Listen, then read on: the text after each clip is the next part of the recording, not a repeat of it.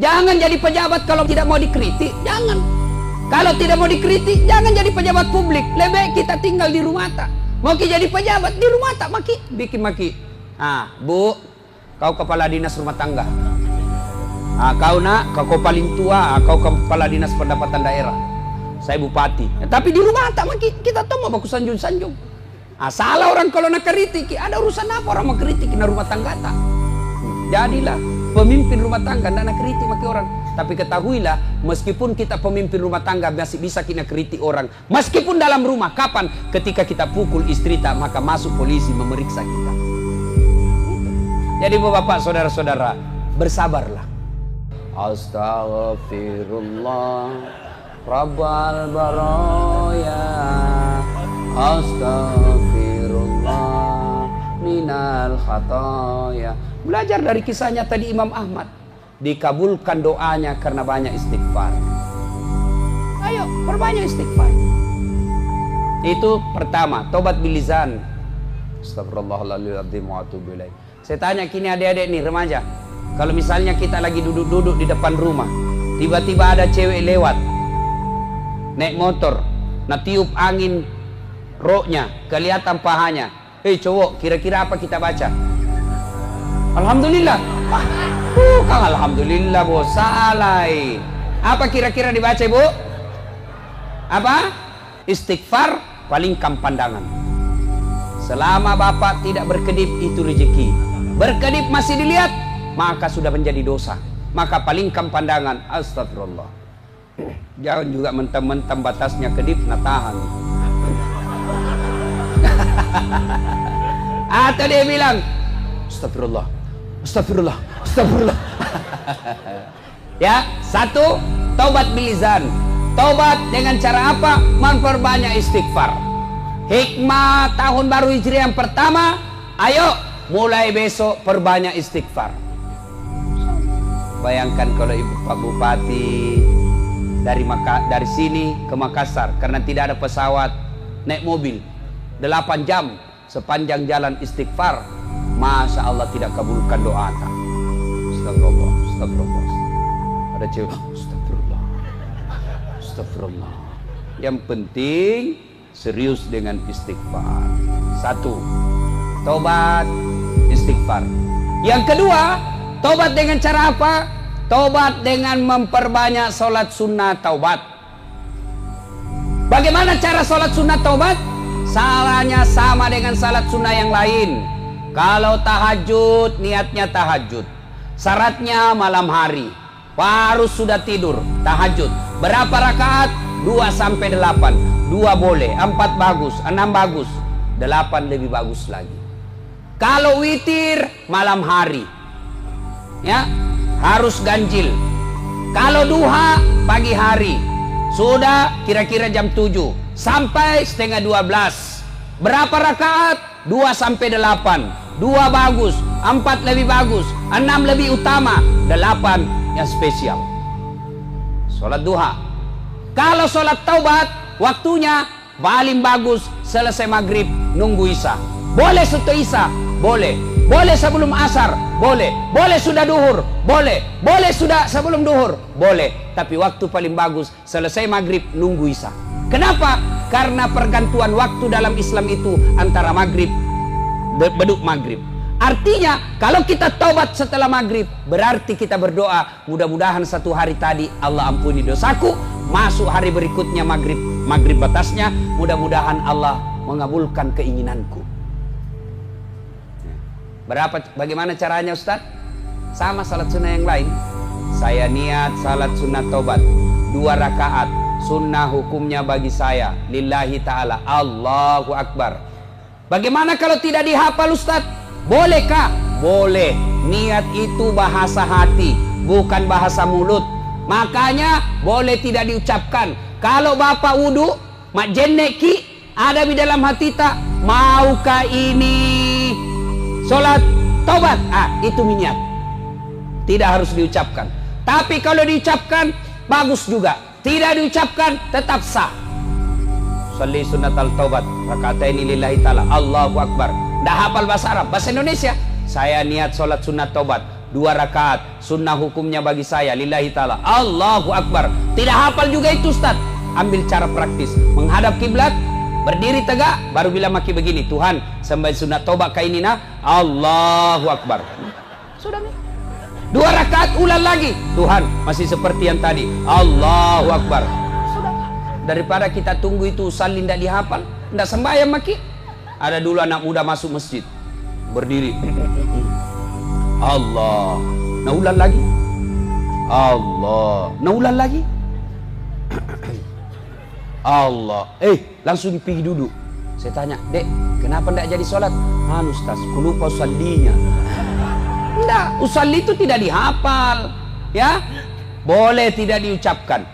Yang tidak boleh, kalau kita takbir pakai bahasa Indonesia, itu tidak boleh itu. Pernah ada dulu ulama, mengaku ulama di Jawa Timur, mengajarkan boleh sholat pakai bahasa masing-masing. Bagaimana kacaunya seandainya kita sholat pakai bahasa masing-masing? Coba maki sholat pakai masing-masing. Takbir, yang jadi imam orang dari Arab, takbir pakai bahasa Arab. Allahu Akbar. Yang jadi makmum orang dari Sidrap, pakai bahasa Bugis. Pungallahu ta'ala malopo. Datang masbuk orang dari Makassar, jenis Punto, dia takbir pakai bahasa Makassar. Kareng Allah Ta'ala Lumpua. Ada pula orang Toraja, Mu'allaf, dia takbir pakai bahasa Toraja. Kung Allah Ta'ala Tunggu Gajah. Terakhir pegawai Pale, anak gaul dari Jakarta, dia takbir pakai bahasa Betawi, anak gaulnya Jakarta. Allah, gede banget gitu loh. Kacau di sholat toh. Nah itu Bapak saudara-saudara sekalian, maka niat tidak harus kita pakai bahasa Arab, bahasa Indonesia boleh. Nah ini kan tujuannya salat taubat Ustaz. Lalu kapan taubatnya Ustaz? Ketika kita sujud terakhir. Sedekat-dekat aku dengan hambaku, kata Allah, adalah ketika dia sujud, maka perbanyaklah memohon pada saat sujud. Maka jangan heran kalau kita lihat ada sholat sunat Ustadz lama betul sujudnya dibanding ruku-ruku sujud sebelumnya. Sujud terakhirnya lama betul. Kenapa? Karena memang dia berdoa, dan tempat paling baik berdoa adalah ketika sujud terakhir. Maka para caleg, banyak-banyaklah sujud untuk berdoa. Kalau kau tidak pernah sujud, meskipun kau hambur baju kaos, kau hambur duitmu, apa nak bilang? Ambil duitnya, tolak masuknya. Rogi nombo, adalah sholat. Jangki juga sangka buruk kalau ada caleg tiba-tiba datang di masjid, biar Tommy tahu. Ini orang datang di masjid, kita keriti. Apa itu? Tidak pernah datang masjid. Sekalinya mencalek datang masjid, kita keriti lagi. Bilang, apa baru datang masjid? Jadi apa maumu? Biar Tommy tahu. Kalau kita tidak suka, jangan maki calai, jangan maki pilih, itu saja. Karena kalau kita celah, bapak dapat dosa, juga tidak dipilih. 2 dosa tak. Jelas ya? Dah, tobat. Lalu kapan tobatnya Ustaz? Sujud terakhir. Tapi tidak boleh diucapkan, dalam hati saja, dalam hati. Anggaplah dalam hati Pak, anggaplah. Karena kalau saya jelaskan ke dalam hati pasti tidak mengerti gitu. Anggap saja ini bahasaku yang saya ucapkan dalam hati. Sujud terakhir. Ya Allah, ampuni dosaku ya Allah. Tadi di kantor saya hilap. Saya pegang tangannya sekretarisku, nah pegang kak juga Tuhan. Jadi baku pegang-pegang maki. Ya Allah, hilap betul kak ya Allah, hilap kak. Ya Allah, hilap kak. Tak kalupa kak puang. Puat tak dampang kak kasih. Yang lebih penting dari itu ya Allah, berikan saya kemampuan tidak mengulangnya. Rabbana la tusik qulubana ba'da is hadaitana wa hab lana min ladunka rahmah innaka antal wahhab. Itu kita minta. Karena tanpa hidayah, biasanya tobat hari ini, besok kita ulang. Tobat lagi, kita ulang lagi. Tobat lagi, kita ulang lagi. Nanti Nabi bilangi ki malaikat, "Pa cobi-cobi ko Cobi mako, ulang-ulang terus mati pa ku blender ko." Bolehkah kita tobat lalu ulang? Boleh, tidak dilarang. Lebih baik tobat daripada tidak tobat. Kalau tobat 50-50, maksudnya apa Ustaz? 70-80. Artinya apa? 50-50. 50% dikabulkan tobat, 50% tidak. Tapi kalau kita tidak tobat, percaya maki tidak dikabulkan. Kenapa kita tidak minta? Maka tobat saja. Suatu kali datang anak muda berkata kepada Nabi, "Ya Rasulullah, saya berdosa, saya maksiat." Nabi berkata, "Kau tobat, tapi kuulang lagi." Tobat kau lagi, kuulang lagi, tobat kau lagi, kuulang lagi, tobat kau lagi, sampai iblis putus asa untuk menggodamu. Jadi kata lagi ini anak muda, akhirnya dosaku banyak, akhirnya dosaku numpuk. Nabi jelaskan, dosamu banyak, ampunan Allah jauh lebih banyak. Coba, enaknya itu Tuhan tak? Kita yang tidak mau bertobat. Kenapa? Selalu berpikir, masih lama ya mati, masih lama ya mati. Siapa janji kok? Siapa janji kok masih lama? Yang namanya kematian, tua mati, anak muda mati, tentara mati, polisi mati, kepala dinas mati, bupati. Dan tahu ada di depanku bila. Coba, artis mati, camat, biar mi kanak buana jadi bupati. Ustaz di belakang sedikit. Siapa tahu Cak Sia kalau ustaz duluan. Tapi kalau saya ibu tidak ada masalah. Ibu-ibu duluan, saya di belakang boleh. Atau saya di belakang kita mau duluan boleh juga. Coba. Jangan kita ditipu oleh setan. Selalu setan tipu kita. Yang aku dulu kamu lanji tua pokok. Kalau keburu mati ki. Ayo. Kalau kita sudah tobat tiba-tiba mati, mudah-mudahan Allah kabulkan tobat tak. Dan hebatnya itu Tuhan Pak, beda dengan manusia. Kalau Bapak minta maaf sama manusia biasa tidak ikhlas. Datang orang minta maaf sama saya, "Ustaz, maafkan Kak." Kenapa? Dulu waktu 2013 waktu Pilwali Makassar, itu kita suruh Kak bikin baleho 10. Iya. 3 jiku bikin Ustaz. Yang 7 jadi kantong Ustaz. Maafkan Kak. Iya, saya maafkan kok, tapi jangan kau lagi lewat depan rumahku ah. Coba. Masih Anda ikhlas. Tapi Allah coba dengarkan firman Allah. Kau berdosa, saya maafkan kau. Kau datang dengan berjalan, aku sambut kau dengan berlari. Kau datang penuh dosa langit bumi, ampunanku jadi lebih besar daripada dosamu. Dan hebatnya Tuhan, kita datang membawa dosa, penuh langit dan penuh bumi, banyak dosa kita. Apa janji Allah? Innallaha yuhibbut tawwabina. Saya cinta kepada hambaku yang bertaubat. Kita tuh jangan niaya diri tak. Tidak ada dosa tidak diampuni Allah Pak. Tidak ada. Satu saja dosa tidak diampuni Allah. Dosa syirik bukan. Apa dosa yang tidak diampuni Allah? Adalah mengaku diri sebagai Tuhan. Kenapa Fir'aun tidak diampuni Allah? Kenapa Namrud tidak diampuni Allah? Karena dia mengaku dirinya sebagai Tuhan. Selama Bapak tidak mengaku sebagai Tuhan, diampuni dosa tak. Dengan catatan sebelum ajal menjemput. Maka tahu maki siaga todo sata bos. Tidak ada dosa tidak diampuni Allah. Kita jangan tidak mau bertobat. Dosa kepada Allah jangan cemas, Allah pasti ampuni. Tapi dosa kepada sesama manusia ini yang susah. Kalau Bapak dosa kepada tetangga susah Pak. Bagaimana susahnya Ustaz? Harus ki dulu menyesal.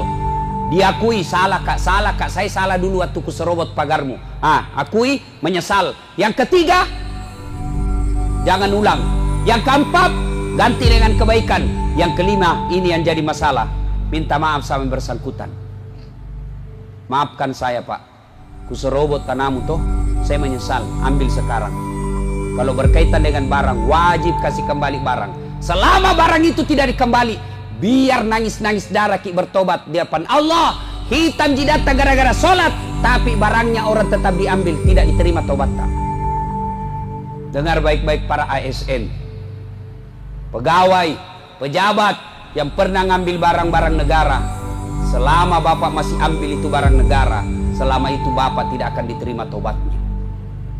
Maka yang pernah ngambil barang-barang kantor, kasih kembali besok. Kembali memang masih sako tu bos, masih sako detut ajak lalu maka ada uruntuk topi na uruntuk totu wita topi na wita kita totu. Jangan Pak, ibu-ibu yang pernah ngambil sendoknya orang waktu pengantin, kasih kembali. Ambil piring, banyak itu biasa kalau pengantin, hilang sendok, hilang piring, padahal itu sendok piring tidak ada kakinya. Sepupu kita ambil, tidak boleh kasih kembali.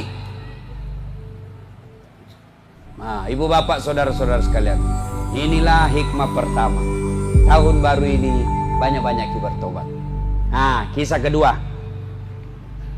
Saya ingin kisah ceritanya Nabi Ayub alaihissalam. Lalu apa kaitannya nanti kita coba kaitkan dengan kehidupan pilpres, dengan pilcaleg. Ya, Ayub alaihissalam hebat, kaya, banyak harta, tapi dermawan. Orang kaya banyak di Toti ini, banyak orang kaya Pak, banyak sekali punya merica di sini. Tapi yang susah adalah kaya dermawan. Yang banyak kita lihat kaya seke, kikirigala paku jambatan. Itu yang banyak. Tidak mau bersedekah. Tapi hebatnya Ayub alaihissalam, banyak hartanya, lebih banyak lagi disedekahkan. Akhirnya seluruh malaikat memujinya, termasuk manusia pada saat itu memuji. Luar biasa kedermawananmu kau Ayub. Iblis bilang begini, Tuhan, tidak kuakui itu Ayub.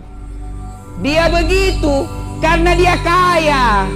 Dia rajin beribadah karena dia kaya. Coba kalau dia miskin, berhenti dia sholat. Nabi bilang, Tuhan, Iblis, saya lebih tahu dari kau, jangan kau banyak bicaramu. Cuma dalam kitab tidak tahu begitu bicaranya. Ini gayanya Ustadz Das'ad supaya tidak mengantuk ki.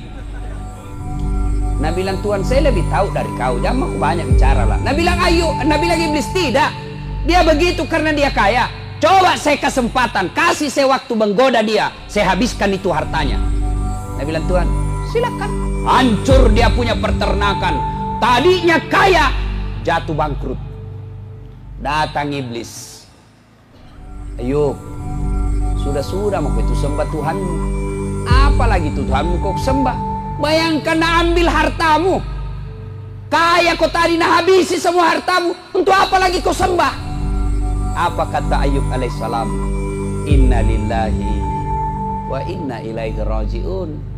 Segalanya datang dari Allah, segalanya kembali kepada Allah. Allah yang kasih saya harta, Allah yang inginkan, ya diambil lagi. Memang bukan saya punya, ini titipan. Syukur alhamdulillah saya sempat kaya. Banyaknya orang dari lahir sampai mati miskin. Saya alhamdulillah sempat kaya. Luar biasa. Kalau begini nak pakai perasaan kepala dinas camat, aman, tidak ada stres ketika non job. Ya alhamdulillah. Sudah tomat dulu waktu napa hatta. Cuma karena pilkada salah picak kak, ya dikasih pinggir kak. Alhamdulillah sana ada sempat tomat dapat mobil dinas. Alhamdulillah. Banyak nih tuh pegawai tidak dapat. Tenang perasaan. Jangan lagi bilang ini ndak sportif apa saya sudah mina kena ku abala. Sudahlah, kalau ini kita pakai tenang perasaan. Innalillahi wa inna ilaihi raji'un. Oh, Nabi Ayub tetap giat beribadah. Akhirnya Allah sindir itu iblis. Apa? Masih mau kok? Coba kau tahu. Habis hartanya. Masih soleh dia. Nabi bilang iblis tidak. Dia begitu karena dia punya anak. Coba kalau tidak ada anaknya. Tidak begitu itu. Nabi bilang, Tuhan, saya lebih tahu dari kamu. Nabi bilang, tidak. Kasih saya waktu untuk menggoda dia. Akhirnya apa? Meninggal anaknya. Meninggal anaknya, datang lagi iblis. Ayub, apa lagi tuh kau sembah Tuhanmu? Hartamu habis nak ambil. Sekarang anakmu lagi ambil. Apa Nabi bilang Ayub alaihissalam? Inna lillahi wa inna ilaihi raji'un. Iya anaknya taruh-taruh na puangnya melok ni nala puangnya dan dia memang ya punah. Ini anak titipan Allah.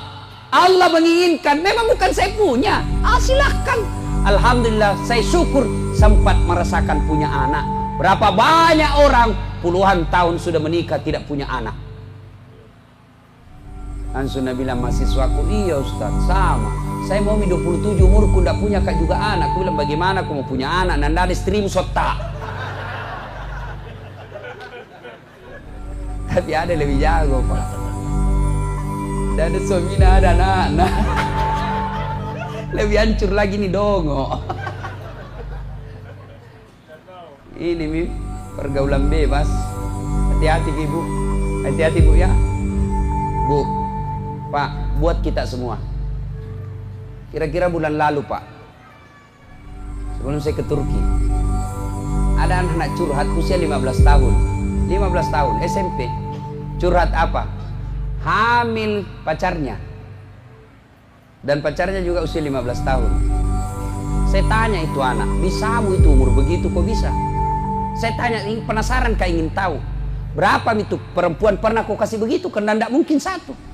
Nah bilang 5 Mi Ustaz. Yang membuat saya merinding dan ketakutan apa dia bilang? Waktu saya tanya, di mana kau lakukan? Dan tidak bisa kau masuk hotel. Apa dia bilang? Di rumahnya itu perempuan. Bagaimana caranya? Dia bilang orang tuanya kan pegawai. Saya sudah tahu jam pulangnya. Hati-hati Ibu. Suami istri bekerja, anak tak sudah gadis, dan malam pi baru ada ki di rumah. Hati-hati Ki. Jangan sampai terlalu sibuk Ki cari harta, jabatan, pangkat, anak tak berzina di rumah tak. Begitu kita mati ini nanti yang kasih perkara Ki Pak. Karena tidak ada nanti pertanyaan terpilih jako DPR. Ketika kita dikubur tidak ada pertanyaan itu. Berapa periode kau di DPR? Nah, ditanya itu anak tak, kenapa bisa itu kau berzina di rumahnya anakmu? Anakmu berzina di rumahmu, sibuk dulu kau toh. Hati-hati Pak. Dan ini terjadi. Bukan di sinetron, fakta. Mengerikan. Saya lagi pulang mengajar dari UNHAS, saya putar radio. Saya dengar berita Pak, apa berita? Kementerian Pemberdayaan Perempuan melakukan riset terhadap anak SD sekitar 6 juta penduduk SD. Ditanya, pernahkah kau melihat adegan-adegan porno? 3% dari 6 juta itu yang menjawab tidak pernah. 3% saja. Apa yang rusak anak tak Ibu? Apa yang rusak anak tak Pak? Handphone. Begitu bapak belikan handphone anaknya yang mahal-mahal tak 1 juta ada kameranya, itu sama anak tak kita suruh nonton film porno. Kenapa bisa Ustadz? Begitu dia punya handphone dan punya paket, bisa online, maka semua jenis film porno bisa dia lihat. Bu, boleh ibu belikan smartphone anaknya, boleh bapak-bapak belikan HP yang mahal-mahal, tapi ibunya harus periksa setiap saat apa SMS-nya, apa WhatsApp-nya, apa fotonya, apa videonya yang ada di situ. Jangan sampai kita belikan handphone tidak pernah kita periksa HP-nya anak tak. Masolang itu anak tak Pak. Apa yang rusak? Bu, barangkali ibu tidak tahu karena kita kasihan sibuk makin cari nafkah. Apa yang rusak anak tak sekarang? Ada yang namanya video call. Apa itu video call? Video sambil dia lihat videonya, menelpon sambil dia lihat gambarnya. Kalau nelpon manual yang dengar saja, itu tradisional. Sekarang anak-anak menelpon pakai video. Nah lihat itu anak tak yang cewek, karena di dalam kamar supaya tidak kedengaran pakai headset. Aku bicara nih, nah bilang mi cowoknya, jangan kau ngomong nah supaya tidak dengar mamamu. Ya, lihat ke bibirmu dek. Kasih keluar nih data. Kasih turun di leher. Ini Nabila mencok deh putihnya penasaranku. Lihat kide. Iya dong kan saya anak mami kak. Kasih lihat turun-turun lagi sedikit. Cek depi. Masolang anak tak nampak guru salah. Hati-hati ki bu. Kasihan kak lihat anak-anak sekarang bu. Kasihan. Jangan sampai kita kaya, bagus, rumah tak mewah, tapi anak tak ditiduri orang di rumah tak sendiri. Hati-hati ya. Hati-hati. Ngeri sekarang pergaulannya itu anak-anak Pak. Kalau kita yang anak laki-laki, apa yang rusak? Lem pox. Nah campur lem tikus. Sebulan sekali mau kau campur lem Korea. Nah ndak bisa tak buka mulutmu dong. Belem-belem, lem tikus pergi na minum. La ilaha illallah. Ndak. Nah, digoda Ayub. Sudahlah, nah ambil mi anakmu. Alhamdulillah sampai kau punya anak. Nah bilang Tuhan apa? Hebat toh. Luar biasa itu Ayub. Apa Nabi bilang lagi di iblis? Tidak, dia begitu karena dia sehat. Coba kalau dia sakit. Apa Nabi bilang? Tuhan, saya lebih tahu dari kau, silahkan kau coba. Coba lagi, sakit Nabi Ayub. Sakitnya Pak, seluruh anggota tubuhnya dimakan ulat. Sampai detik ini ilmu medis menunjukkan tidak ada orang yang pernah sakit seperti sakitnya Nabi Ayub. Datang iblis. Ayub, apalagi itu kau sembah Tuhan? Nak ambil hartamu, nak ambil anakmu, sekarang nak kasih sakit kau lagi. Agapi. Apa kata Ayub alaihissalam? Inna lillahi wa inna ilaihi raji'un. Segalanya datang dari Allah, segalanya akan kembali kepada Allah. Alhamdulillah sempat sehat. Baru kak sebentar sakit itu. Masya Allah. Nabi bilang, Tuhan apa? Lihat, hebat memang itu hamba aku. Nabi bilang tidak. Dia begitu karena apa? Karena ada orang di sampingnya. Nabi bilang tidak. Biar dia sendiri itu memang toh. Datang lagi iblis, nah hasut lagi itu satu kampung. Usir itu Ayub. Kalau dia ada di kampungmu, nah lele mana kola sana, usir dia. Datanglah kepala desa. Ayub, maafkan kami takut dengan penyakitmu, minta maaf, tinggalkan kampung ini. Akhirnya Ayub alaihissalam diusir dari kampungnya. Tapi Ayub alaihissalam tetap bersabar dan memuji Allah. Nabi bilang, Tuhan apa? Hebat tuh. Sendiri itu masih jago. Nabi bilang lagi iblis, tidak. Dia bisa begitu. Kenapa? Karena ada istrinya yang rawat. Coba kalau tidak ada istrinya. Nabi bilang, pima potensi. Dihasutlah ini istrinya. Akhirnya apa? Terhasut istrinya dan berkata kepada suaminya, Bang, sayangku. Itu istri Nabi itu selalu panggil. Dia bilang, Bang, Anda kan Nabi, tolong berdoa kepada Allah. Mila doaki kau puangi supaya sauki sembuh penyakit kita. Apa kata Ayub alaihissalam? Sayangku. Oh, itu Ayub dan umumnya para nabi romantis sama istrinya, Pak. Ini bapak-bapak kalau ngomong kisah istri tak kita panggil sayang. Nah, Nabilah magilek-gilek Ustaz. Padahal waktu dulu diodo-odo sangin sayang. Hati-hati ki sayang. Batu sayangku, batu sayangku. Itu waktu masih pengantin baru. Sekali na 3 mi anak na bonyok-bonyok mi. Tak tumpuk kaki ni cerita apa kita bilang di mana simpang matan dong. Nabi bilang Ayub alaihissalam. Nabi bilang istrinya berdoa ki supaya sembuh. Anda kan Nabi. Dengar jawabannya Nabi Ayub, Pak. Saya malu berdoa kepada Allah. 81 tahun saya sehat. Baru ke 16 tahun sakit. Masa saya mau berdoa? Malu saya. 81 tahun saya sehat. Baru 16 tahun saya sakit. Saya malu minta kepada Allah. 16 tahun, Pak. Kita baru 3 hari sakit gigi. Tidak mau api berjamaah. Kenapa? Karena saya yang sakit. Rajin kupi mesin anak kasih sakit. Kenapa? Bukan yang pabotor Tuhan. Coba. Ayub alaihissalam 16 tahun sakit. Malu berdoa kepada Allah. Akhirnya apa? Istrinya jengkel. Dia bilang, sudah bipale urusi alemu. Disuruh kau melodot ya toko. Urusi alemu. Usalaiko. Maka dia Nabi Ayub. No pale. Pergi mako. Tapi ingat, kalau kau pulang nanti ku cambok kau 100 kali. Nabi bilang, maafkan saya Bang.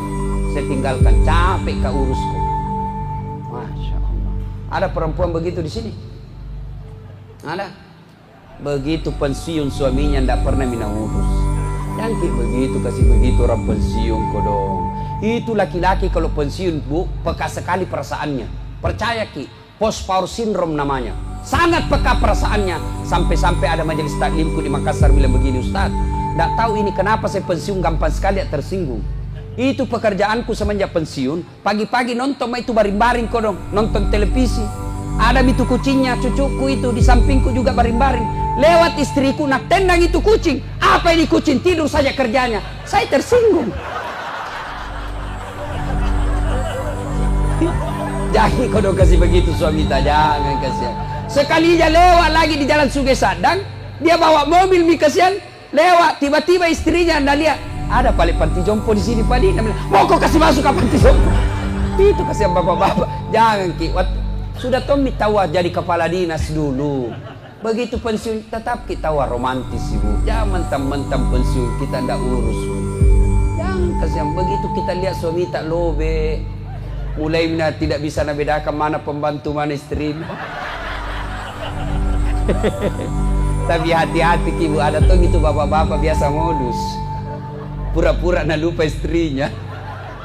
Begitu dia masuk kamar pembantu didapat sama anaknya. Pak, ku lupa, ku kira istri, ku kira mamamu nak.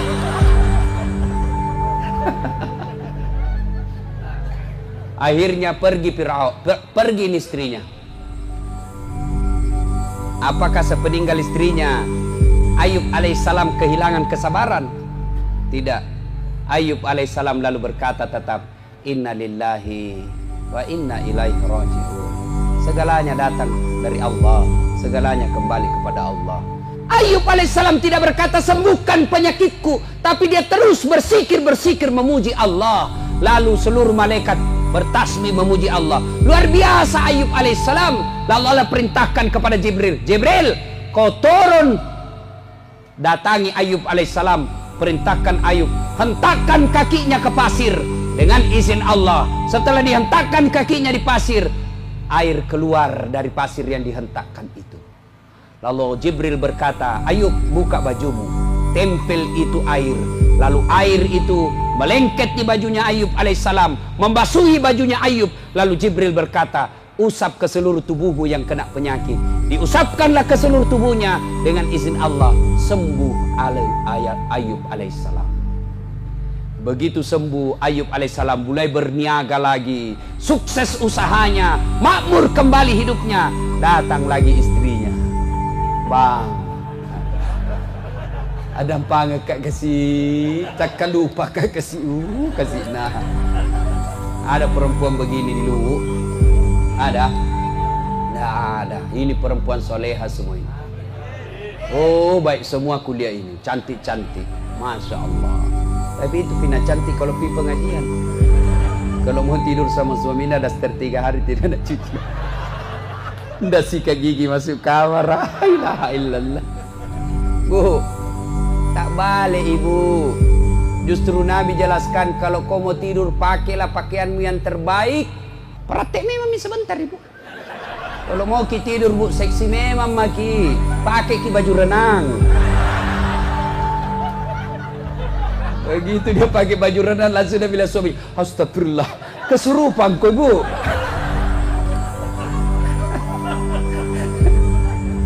Saya serius ini Bu ya. Dan Bu majelis taklim. Oh alhamdulillah itu majelis taklim cantiknya kalau pergi pengajian. Bahkan salawatnya baik. Saya bayangkan ini Bu penghuni surga.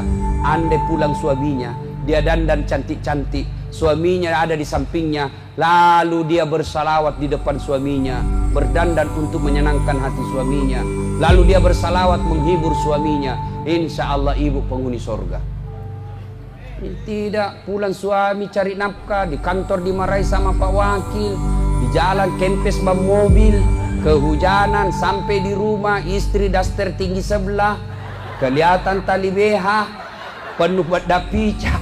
Nabi bilang suami, astagfirullah, sialku kau don cari nafkah kalau begini. Oh male. Nabi bilang suaminya, kasih baik-baik saya itu, kelihatan semua tali BH-mu sama tetangga. Apa Nabi bilang istrinya, jangan lihat BH-nya, yang penting rasanya Bu.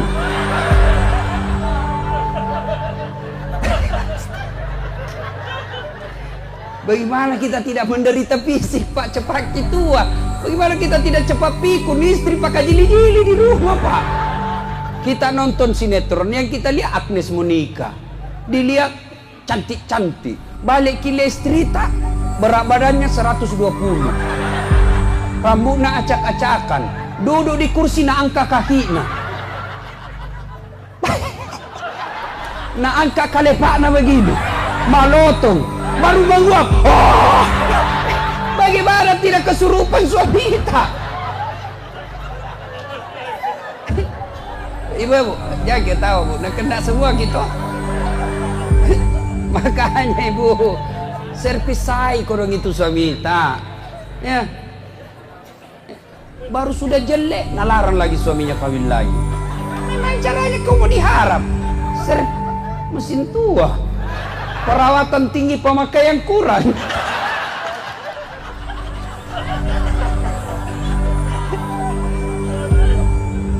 Maka bawalah ini oleh-oleh pulang. Romantis ki ibu kalau pulang ki. Baik-baik ki sama suami ta. Masa majelis taklim pengajian tiap bulan ki baru ndak baik akhlak ta sama suami. Perbaiki. Kalau mau ki gampang masuk surga, baik-baik ki sama suami ta. Gampang sekali ki masuk surga itu. Baik ki saja sama suami ta. Insyaallah. Fungsi utama sebenarnya suami itu bukan cari nafkah. Fungsi utama cari nafkah itu fungsi kedua, fungsi keberikut. Fungsi utama suami, mudah-mudahan dengan ridhanya suami gampang ki masuk surga.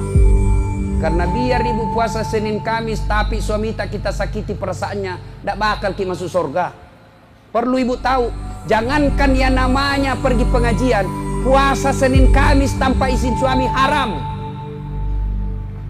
Pengantin baru, anak pesantren, suaminya libur hari Kamis, pulang cepat.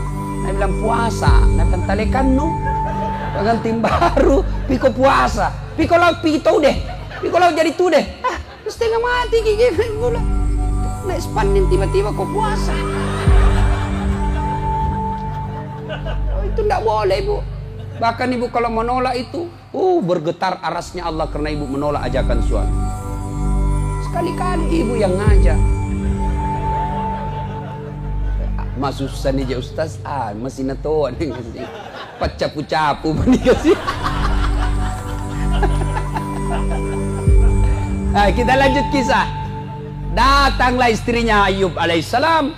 Datang lagi. Apa kata Ayub?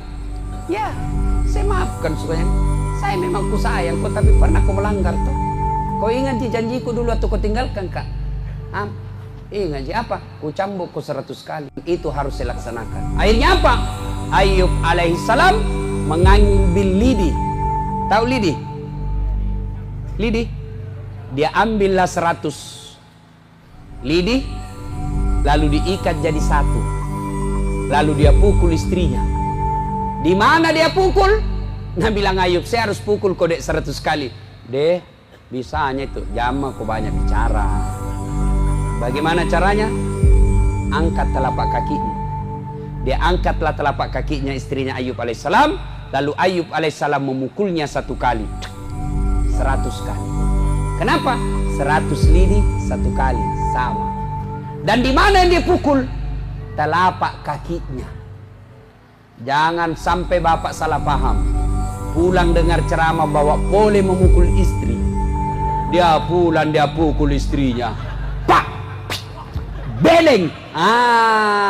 Bukan muka dipukul pak, telapak kaki. Itu pun pukul bukan karena marah, pukul bukan melukai, pukul bukan untuk menyakiti, tapi dipukul untuk mendidik.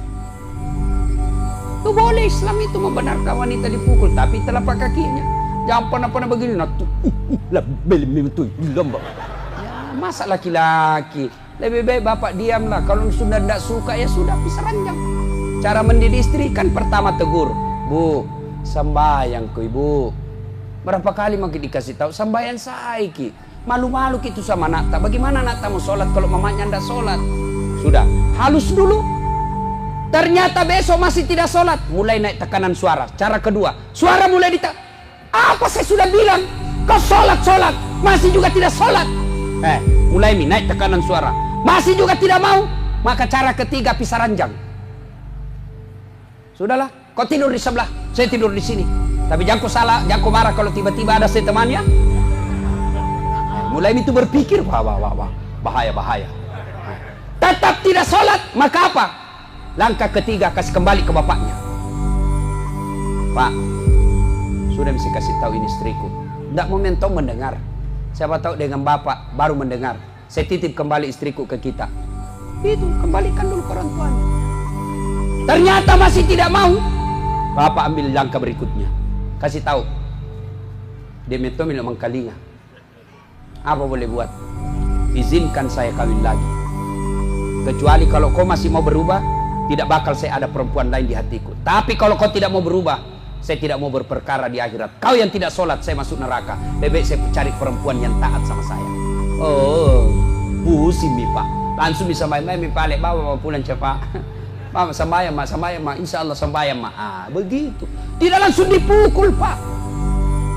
Saya tidak masuk akal kalau ada laki-laki pukul istrinya. Masuk di akal. Masa laki-laki pukul perempuan? Ya? Ibu juga sebenarnya itu laki-laki tergantung je perempuan. Tergantung perempuannya. Ada beberapa pejabat-pejabat curhat sama saya. Tidak berani kawin lagi. Kenapa? Baik sekali istrinya. Coba kalau bicara ki sopan, iya daeng, kita ji, kalau itu mi baik, kan kita tuh seimam. Oh tenang perasaannya laki-laki. Kalau kita bicara kasar terus, dongok memang tongko kau lah bolong. Mangoyek kau hilang say motormu. Dangka kau rugi kau sede. Bawa kau lagi perahu tak balik lagi perahumu. Pi kau bawa mau PT jungkir lagi. Nah ame mentonu tahu dongok. Nah bilang suaminya, kau tahu jak dongok, kenapa kau mau kawin sama saya? Berarti kau lebih dongok dari saya. Aku dongok tolo suami istri. Ya, hikmah ini, ayo perbaiki rumah tangga. Tahun ini, hikmah Hijriah, perbaiki rumah tangga. Bagaimana cara memperbaiki rumah tangga? Salah satu adalah kuncinya, sabar.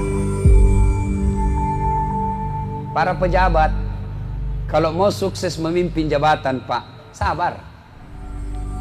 Dimaki di demo, sabar. Dihina, sabar. Memang begitu. Jangan jadi pejabat kalau mau tidak mau dikritik, jangan.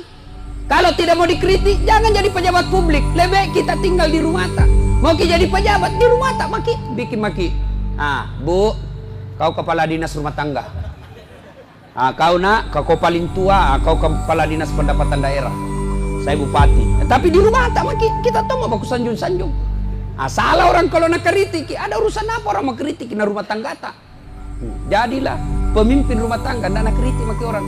Tapi ketahuilah, meskipun kita pemimpin rumah tangga masih bisa kita kritik orang. Meskipun dalam rumah, kapan? Ketika kita pukul istri tak, maka masuk polisi memeriksa kita. Jadi bapak saudara-saudara, bersabarlah. Lalu bagaimana orang bersabar itu? Dijelaskan dalam Al-Quran, orang bersabar itu alladzi iza asabatu musibah qalu inna lillahi wa inna ilaihi raji'un. Contohlah Ayub alaihissalam. Ibu-ibu dalam rumah tangga resep sabar tidak ada mikala. Saya bilang saya sama mamaku, ma melok kiruntuk pakai dek nagaga kalai aga anak sabara dek nagaga kalai rusak barai. Tapi mapedi nyawa tak nak. Karena sabar susah, sabar berat. Kenapa bisa berat itu sabar? Karena hadiahnya memang apa? Innallaha ma'as sabirin.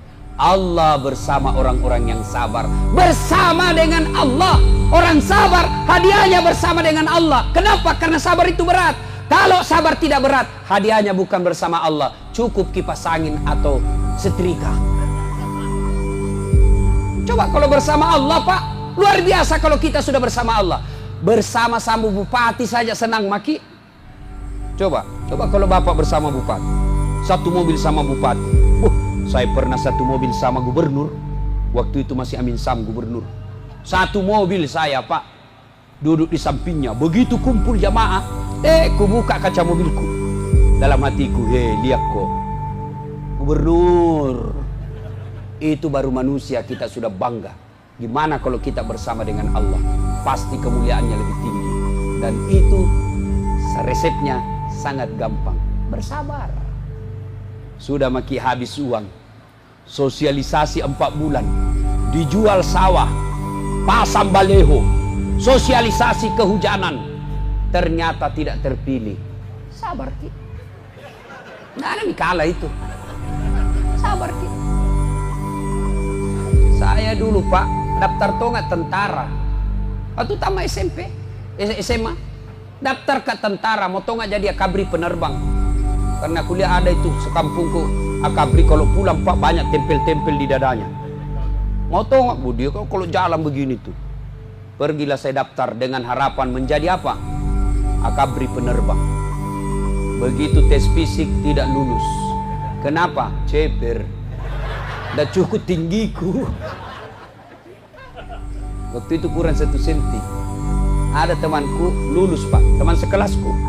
Padahal tidak pernah tinggi nilainya, tidak selalu ku kalah nilainya Pak. Dia lulus akabri kepolisian. Sekarang dia reserse di Sulawesi Barat. 1 bunga-bunga. Reserse, pakai baret merah.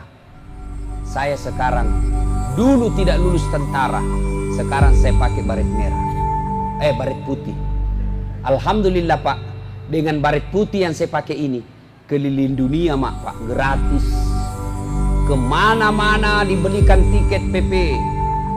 Dan hebatnya lagi, dengan baret putih yang saya pakai, mulai baret hitam sampai baret merah, ku caramai ko semua. Jadi kalau sudah maki pasang baleho, nanda terpilih ki, berarti itu yang terbaik. Jangan maki sangka buruk. Tidak ada baiknya itu orang bersangka buruk. Baik sangkalah terus.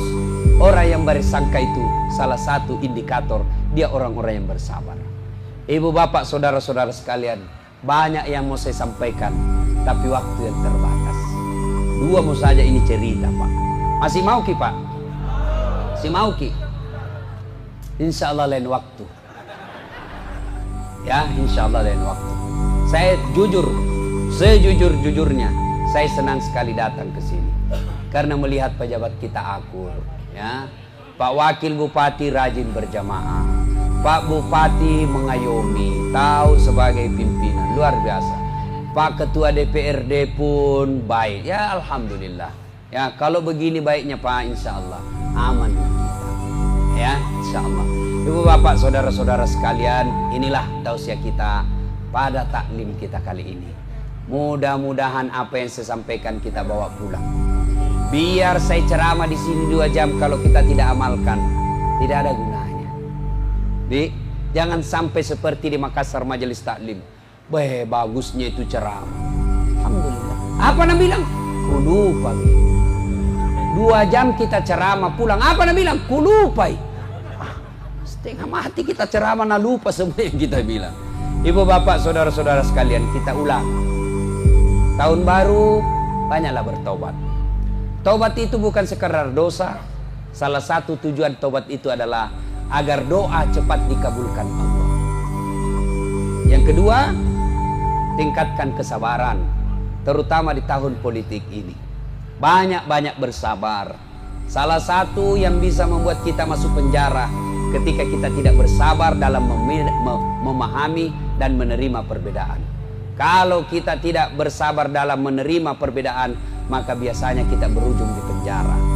Apa itu yang saya maksud tidak sabar? Dimaki-maki calon tak, tersinggung. Akhirnya apa? Kita berkelahi, orang jadi presiden, kita masuk penjara. Gara-gara apa? Karena bapak tidak bersabar. Sabar pakaian sebaik-baik pakaian. Innallaha ma'as-sabirin. Sesungguhnya Allah bersama dengan orang-orang yang sabar. Inilah tausiah kita, mudah-mudahan ada manfaat. Sebelum kita akhiri, mari kita berdoa kepada Allah Subhanahu wa taala. Mohon izin untuk mengaminkan doa yang kita hajatkan. Sebelum kita berdoa, mari kita kirimkan suratul Fatihah kepada Rasulullah Muhammad sallallahu alaihi wasallam.